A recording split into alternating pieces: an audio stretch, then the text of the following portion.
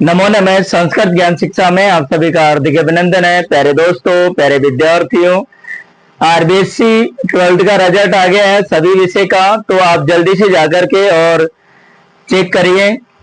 प्यारे साथियों, हम पाणिनि बैच चल रहा है और पाणिनि बैच की ये 45 नंबर की क्लास है, जिसमें प्रत्यय कर्दंत प्रत्यय की कल कंप्लीट हो गई है क्लास, और आज हम पढ़ने वाले हैं तद्धित प्रत्यय पढ़ने वाले हैं। कर्दंत प्रत्यय तो धातुओं के साथ ऐड होते हैं और तद्धित प्रत्यय शब्दों के साथ जुड़ते हैं। तो स्टार्ट करते हैं हम। लेकिन प्यारे साथियों, स्टार्ट करने से पहले यदि आप मेरे चैनल पर नए हैं तो मेरे चैनल को लाइक शेयर और सब्सक्राइब जरूर करना। चलिए स्टार्ट करते हैं। तद्धित प्रत्यय देखना, यह प्रत्यय संज्ञा, सर्वनाम और विशेषण में लगाए जाते हैं। यानी ये प्रत्यय संज्ञा, सर्वनाम और विशेषण में लगाए जाते हैं। जो तद्धित प्रत्यय का प्रयोग किया जाता है वो संज्ञा शब्दों में, सर्वनाम और विशेषण शब्दों में किया जाता है। तद्धित प्रत्यय वाले शब्द तद्धितांत कहलाते हैं। यानी जो तद्धित प्रत्यय वाले जो शब्द होते हैं वो क्या कहलाते हैं? तद्धितांत कहलाते हैं। देखिए इसका अब करते हैं हम स्टार्ट। पहला जो तद्धित प्रत्यय का प्रत्यय पढ़ने वाले हैं वो पढ़ने वाले हैं हम मतु प्रत्यय। कौन सा होगा? मतु प्रत्यय। तो मतु प्रत्यय का सूत्र होगा प्यारे साथियों, अतदस्य अस्ति अस्मिन्निति मतु। अर्थात ये सूत्र है, और ये सूत्र क्या कहता है कि तद अस्य अस्ति, यानी तद अस्य अस्ति अस्मिन्निति मतु। अर्थात तद अस्य अस्ति वह उसका है, तथा तद अस्मिन् अस्ति वह उसमें है। अर्थ में मतु प्रत्यय होता है। यानी मतु प्रत्यय का जो प्रयोग किया जाता है, तद अस्ति अस्ति या तद अस्मिन् अस्ति वह उसमें और वह उसका है, इस अर्थ में मतु प्रत्यय का प्रयोग किया जाता है। मतु में मत शेष रहता है। यानी मतु प्रत्यय में क्या होता है कि उ और पै की क्या हो जाती है? इत्संज्ञा हो जाती है, अर्थात लोप हो जाता है, और क्या शेष रह जाता है? मत शेष रहता है। इस प्रत्यय के रूप पुल्लिंग में मान और वान। यानी जब मतु प्रत्यय हम करते हैं तो उसमें क्या होता है कि पुल्लिंग में तो मान और वान का प्रयोग किया जाता है, और स्त्रीलिंग में वती और मति का, और नपुंसकलिंग में वत और मत का प्रयोग किया जाता है। देखिए स्त्रीलिंग में मति और वती, नपुंसकलिंग में मत और वत। आप देखना, धन प्लस मतुप क्या है? धन प्लस मतुप दे रखा है। तो देखिए मतुप का मत शेष रहेगा, जो नपुंसकलिंग वाला रूप होता है। लेकिन पुल्लिंग में जो बनेगा, पुल्लिंग में पुल्लिंग, स्त्रीलिंग और नपुंसकलिंग,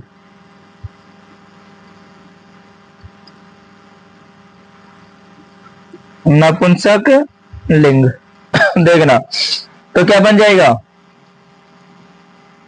धनवान। इस लिंग में क्या बनेगा? धनवती। नपुंसक लिंग में क्या बनेगा? धनवत। ठीक है। आगे क्या होगा? रस। रस है, रस में मतु प्रत्यय ऐड करते हैं तो क्या बनेगा?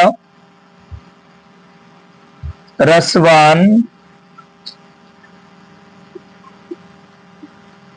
रसवती, रसवत। आगे दे रखा है रूप। रूप तो देखिए क्या बनेगा? रूपवान, रूपवती, रूपवत। आगे दे रखा है विद्या, तो क्या हो जाएगा? विद्यावान, विद्यावान,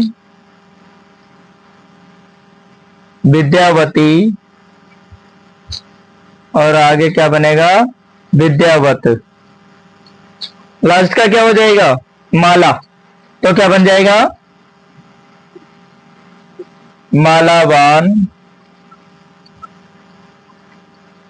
मालावती और मालावत।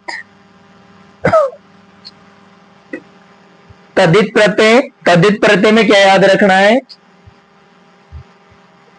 तद्धित प्रत्यय का ध्यान रखना कि ये शब्दों के साथ जुड़ते हैं, और यहां याद रखना मतु प्रत्यय स्टार्ट करते हैं तो मतु प्रत्यय में ये वाला सूत्र याद रखना, तदस्य अस्ति अस्मिन इति मतु। ये सूत्र कहता है कि तद अस्य अस्ति, वह उसका है, तद अस्मिन अस्ति, वह उसमें है, इस अर्थ में मतु प्रत्यय का प्रयोग किया जाता है। मतु प्रत्यय का मत रहता है, और इसके पुल्लिंग में जो बनेगा वो बनेगा मान और वान, स्त्रीलिंग में मति और वती, नपुंसक लिंग में मत और वत।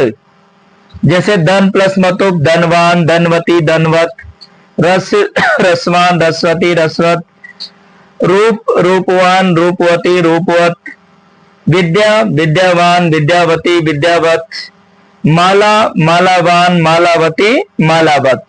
इस तरीके से आप देखिए, इसमें और भी उदाहरण है, आप जल्दी से इसका स्क्रीनशॉट ले लीजिए एक बार। चलिए हम और भी उदाहरण इसमें ऐड करते हैं।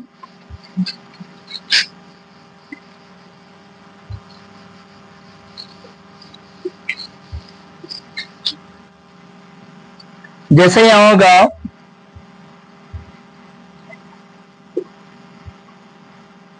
श्री प्लस मतुप, तो क्या बन जाएगा? श्रीमान,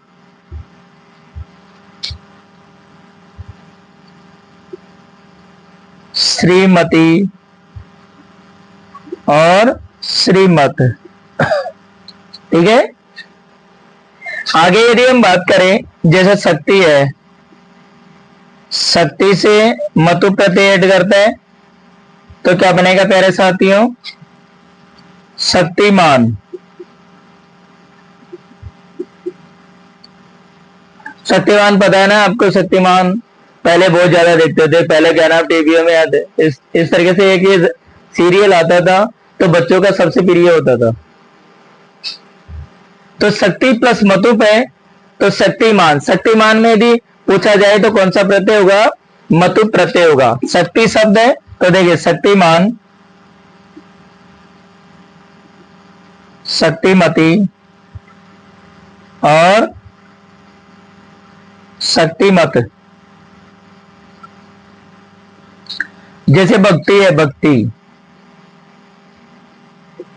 भक्ति में मतु प्रत्यय ऐड करते हैं तो क्या बनेगा? भक्तिमान,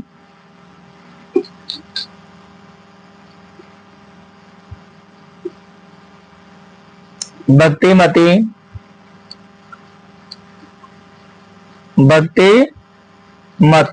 इस तरीके से मतु प्रत्यय आज हमने कंप्लीट किया है। आप जल्दी से इसका स्क्रीनशॉट ले लीजिए। आगे एक प्रत्यय और पढ़ते हैं।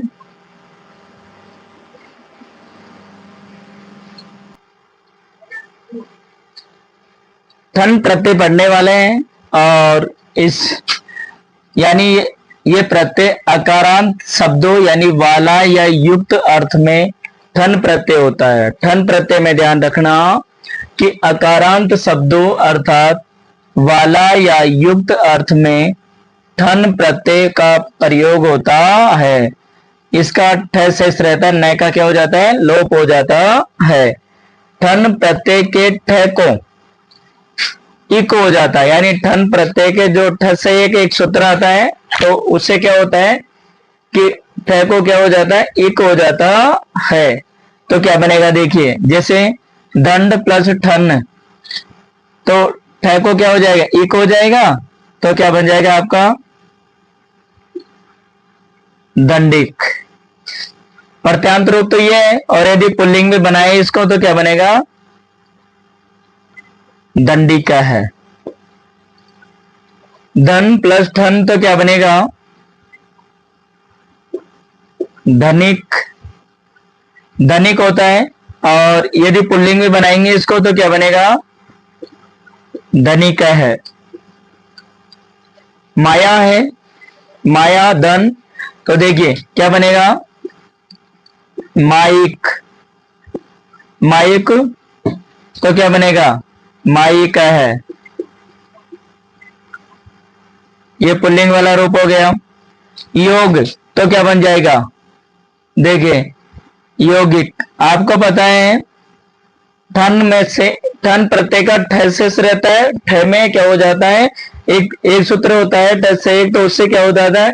ठ के स्थान पे एक आदेश हो जाएगा, और क्या बन जाएगा? ये इस तरह दंड में एक जोड़ दो, दंडिक हो जाएगा। धन में जोड़ दो, धनिक। माया में जोड़ो, माइक। योग, योग में जोड़ो, योगिक। तो पुल्लिंग वाला रूप क्या हो जाएगा? योगिका है। योगिका है। नौ में क्या करना? अव के स्थान पे अयादि संधि करो पहले इसमें, तो क्या बनेगा? आव आदेश हो जाएगा इसमें, तो क्या बनेगा? नाविका है। नाविक, तो यहां हो जाएगा नाविका है। आगे वर्ण है, तो क्या हो जाएगा? वर्णिक, और यहां बन जाएगा वर्णिका है। इस तरीके से प्यारे साथियों आज हमने मतु प्रत्यय और ठन प्रत्यय कंप्लीट किया है। तद्धित प्रत्यय की ये पहली क्लास है। मिलते हैं प्यारे साथियों अगली क्लास में, अगले वीडियो में। तब तक के लिए जयतु भारतम, जयतु संस्कृतम।